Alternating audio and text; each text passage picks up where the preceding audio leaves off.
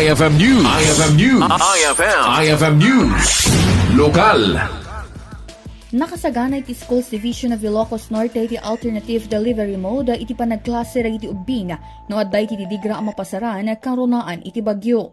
Segon kan Schools Division Superintendent Attorney Donato Balderas Jr. no adday ti saan na mapakpakadaan na pasama ka arason na iti pan nakasuspend ti klase ditoy ang maipakat ti asynchronous class.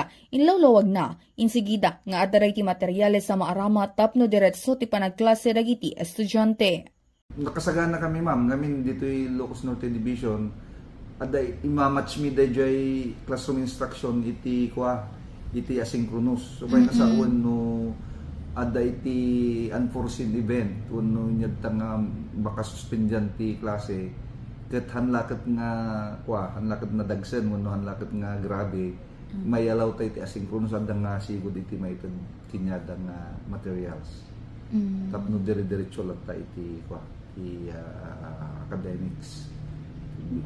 Kabayatan na inbatad ni Balderas no mabali na ket saan na may palubos si Saturday class agsipot ta aday ti remediation classes asa nga pulong nga aldaw ang mabalin na isoy ti maaramat tapno kumamat karagiti klase. Para iti IFM News, Idol Bernadette Toledo, Tatak, IFM. IFM News. IFM News. IFM News.